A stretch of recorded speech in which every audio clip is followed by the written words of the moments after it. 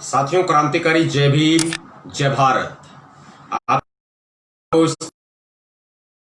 पर काफी लंबे समय के बाद मैं आपके साथ लाइव मुखातिब हुआ है।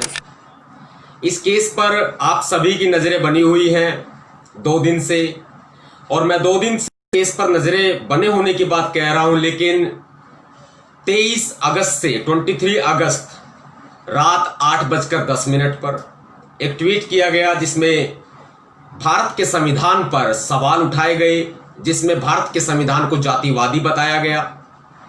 उस पर भी लगातार आप जवाब दे रहे हैं उसको।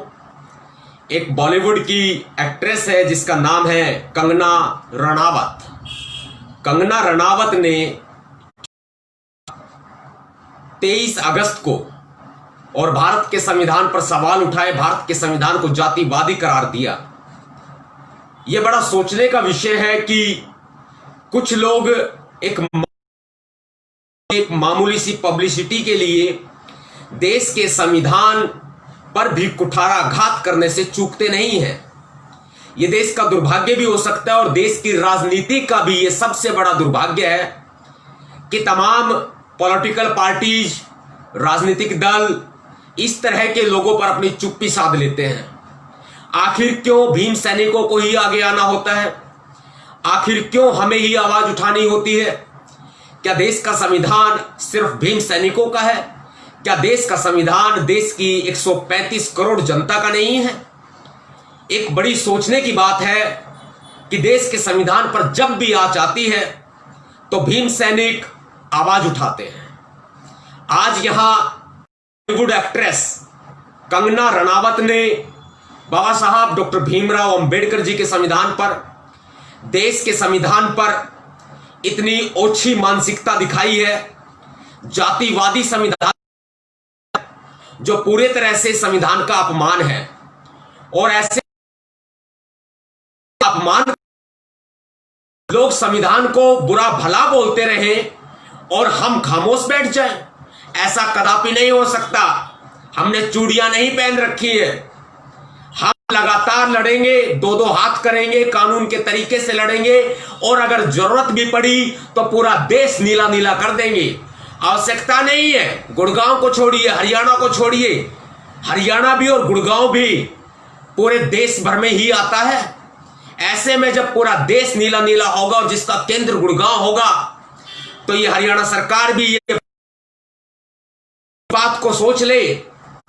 उस समय हालात ठीक नहीं होंगे, क्योंकि संविधान पर हम आंच नहीं आने देंगे। संविधान की रक्षा करना हम जानते हैं। जहां सब कुछ चारों तरफ तानाशाही हो जाए, निरंकुशता हो जाए, काम ना करे, प्रशासन काम ना करे, पुलिस काम ना करे, और फिर कंगना रनावत जैसे 2 कौड़ी के लोग पर सवाल उठाए, हम कदापि बर्दाश्त नहीं कर सकते। ये बात भारत सरकार भी सुने, और ये बात हरियाणा सरकार भी सुने, गुड़गांव प्रशासन भी सुने, और स्वयं कंगना रनावत भी सुने। कंगना रनावत को इतनी भी शर्म नहीं आई कि उसे मालूम चलने के बाद में कि इस पर केस दर्ज हो चुका है, उसके बावजूद भी माफी नहीं मांगी गई, बल्कि उल्टा पलटवार किया गया कि ये टुकड़े टुकड़े गैंग के लोग हैं, टुकड़े टुकड़े गैंग को समर्थन करते हैं, ये 370 का विरोध करते हैं, ये सीएए का विरोध करते हैं। लेकिन मैडम, बात सुन लो कान खोल करके, अभी तो फिल्म का ट्रेलर ही है, पूरी फिल्म बाकी है। छोड़ते नहीं है हम, या तो हम कोई कदम उठाते नहीं, अगर छोड़ते नहीं। ये खासियत रही है नवाब सतपाल हमारे भीम सैनिकों की। जितने साथी मुझे देख रहे हैं, सुन रहे हैं, देश भर में पहुंचाए साथियों, हरियाणा के गुड़गांव में केस दर्ज किया गया है कंगना रनावत के खिलाफ। एक्ट्रेस है और जो जातिवादी मानसिकता रखती है, जिसको यह नहीं मालूम कि बाबा साहब डॉक्टर भीमराव अंबेडकर जी की वजह से ही वो उठा करके जी रही है, इज्जत की जिंदगी जी रही है। उसे यह नहीं मालूम कि भारत के संविधान के खिलाफ बोलना देशद्रोह है। देशद्रोह में दर्ज कराई गई है गुड़गांव के अंदर, और साथियों, आप सभी से साथ की अपील करता हूं मैं, साथ देना है पूरा, क्योंकि हम छोड़ने वाले नहीं हैं, हम पीछे हटने वाले नहीं हैं। ऐसे लोग जो मामूली सी पॉपुलरिटी के लिए भारत के संविधान ना करे, भारत के संविधान का अपमान करे, देशद्रोह में जुर्म है और बहुत बड़ा जुर्म है। क्योंकि वे लोग जो 135 करोड़ जनता है, आज मैं उनको भी कहूंगा कि भारत के संविधान के खिलाफ बोलने वाली कंगना रनावत को उसकी औकात दिखाई जाए, उसे बताया जाए कि भारत के संविधान के खिलाफ बोलना देशद्रोह है और बहुत बड़ा अपराध है, ये गंभीर अपराध है, ये नॉन बेलेबल है, 3 साल तक की सजा हो सकती है। कंगना कम समय में बहुत आगे तक जाना चाहती है और फिर ऐसे में हमारे संविधान पर हमला करेगी, हम बर्दाश्त नहीं करेंगे बिल्कुल भी। वो तरह तरह के स्टंट अपना ले, तरह तरह के पाखंड कर ले, यानी कि डायरेक्टर के एक इशारे पर वो चाहे कुछ भी कर ले